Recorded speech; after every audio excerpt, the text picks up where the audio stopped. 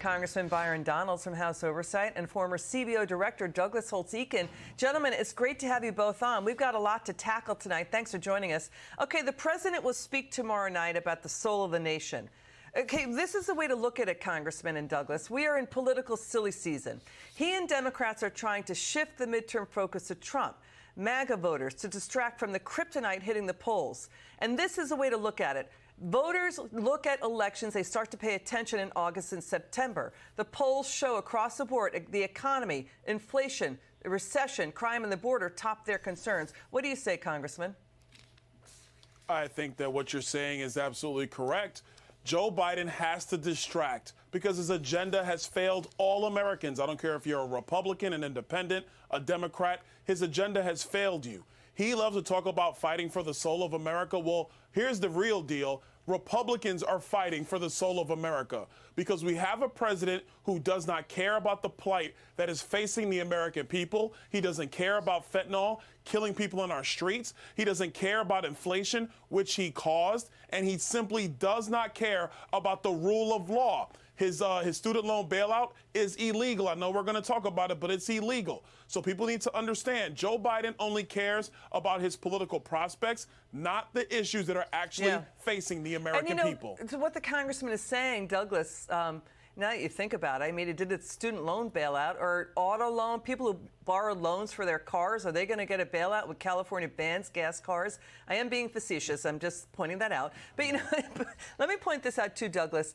Biden is polling in the low 40s and the high 30s. The more he focuses on Trump, the less the conversation is about the mess Democrats put the economy in. Right? I think that's what's going on. He was the guy who was supposed to be calming the waters and unifying the nation, Douglas. Well, here's the thing. The policy agenda that the Biden administration has followed has just been a series of really big errors. $2 trillion stimulus generates the inflation, gives us the Fed need to react and hold interest rates high. Now we have fears of recession.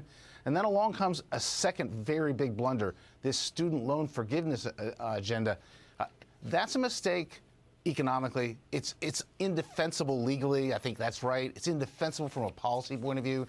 Doesn't help education, doesn't help the budget. But the most important thing is it's a political blunder. It has people talking about him igniting inflation again. Now they're talking about the economy again. He wants to change the subject, but he keeps going back to the things that people really care about. And this time he helped it. Yeah, I hear exactly what you're saying, Doug. This is a good point. And Congressman, you know, the president did make an incendiary remark that critics are pointing out. He made it last night about those who support the Second Amendment. Watch this. For those brave right-wing Americans who say it's all about keeping America's independent and safe, if you want to fight against the country, you need an F-15. You need something a little more than a gun. No, I'm not joking. Think about this. Think about the rationale we use that's used to provide this and who they shooting at. Shooting at these guys behind me. Impose tougher penalties for deadly fentanyl trafficking. That's poisoning communities across this country. All right. He was pointing at cops. He was saying effectively Second Amendment supporters are shooting at cops. I mean, they're not. That's January 6th talk. You know, by the way, the crackdown on the border would stop fentanyl. Now life expectancies in the U.S. have dropped because of overdoses, partly because of that. Listen, Joe Biden, once again, is flatly wrong. Even his logic is wrong. What's he talking about? The Second Amendment is in the Constitution for the citizens, not for the government. I see he likes talking about that while he has Secret Service protection, but I wonder what his talking points would be if he actually lived on the south side of Chicago, if he actually lived in New York or Los Angeles and had to deal with a crime-ridden city. He probably would change his tune then. But to a broader point, and you're right, if he cares about fentanyl now, which he doesn't, by the way, America, then why doesn't he end his crazy border policy, which has allowed for fentanyl trafficking to increase more than 1,000% from the time from before when Donald Trump was still president of the United States. I mean, I'm just sick of the man because he's doing everything wrong and he wants to blame Republicans because election time is coming and the only thing he cares about is maintaining his power. Yeah, it might be logical to try to get, Douglas, to the congressman's point, the other side on your side. You don't attack them. If you want to get their vote, you try to unify. I mean, logic might say that. I mean, but this Douglas, too. Douglas, we need your reaction on this. Biden's economic advisor, Brian Deese, he again claims we're not in recession.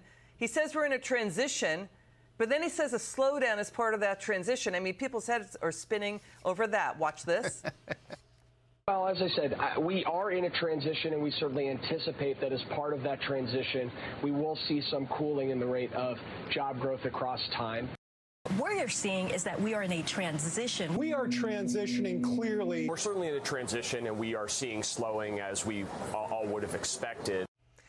Douglas, are we transitioning into a recession? I mean, what are we? So we're transitioning, but to what? A downturn and recession? What do you think? Like Chairman Powell said very clearly last Friday that America's businesses and households will feel pain, and that there will have to be high interest rates, restrictive rates for a considerable period of time. The result of that is most likely going to be a recession. He used to talk about a soft landing. Nobody's talking about that anymore. There's a clear recession threat. It's out there at the end of this year, the beginning of next year. It's the transition to that. And here's the real question, followed by what? Where's the pro-growth agenda in this administration? There isn't one. They don't believe in the private sector growing. They believe in the government being the source of all goodies. So we're going to have higher taxes and more spending and more regulation, and that'll cause growth. Yeah, you and I both know that won't work, but that's the promise. You know, we talk to a lot of people. We watch the polls. We read the polls up and down. Our team does. Congressman, what would you say to the other side of the aisle in order to unite the nation? People are tired of the divisiveness. They don't want it anymore. They don't want the country to be breaking apart into divisiveness. And this is because there's a fight for power to control the government. Congressman, what would you say to the other side of the aisle to unite the country? Well, the first thing is we are in a recession now. We've had 2 quarters of negative GDP growth. Them trying to change the language doesn't change the facts and the reality. Let's put that aside. I think if you're a Democrat voter, listen, I want safe streets. I know you do too. I want kids to be educated and not indoctrinated. I know you do too. And the last thing is I want a growing economy where everybody can thrive. You cannot grow an economy if you have Democrat politicians voting to increase taxes on energy at a time when electricity prices are rising, at a time when, yes, you're going to have to start heating your homes or cooling your homes, depending on where you live in the United States. It's time to get back to sound policies that work for everybody. We've already seen in 20 months, this administration and the Democrats in Congress don't know how to get the job done. Douglas, your word on that. How do you unite Democrats? What would you say to Democrats, Douglas?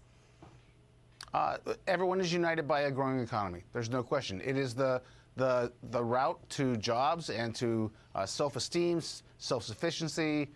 Everyone wants that. It provides the resources to have better schools, safer neighborhoods, address all the problems that America faces. Congressman Donaldson, Douglas Holtz-Eakin, thanks for joining us. It's good to see you.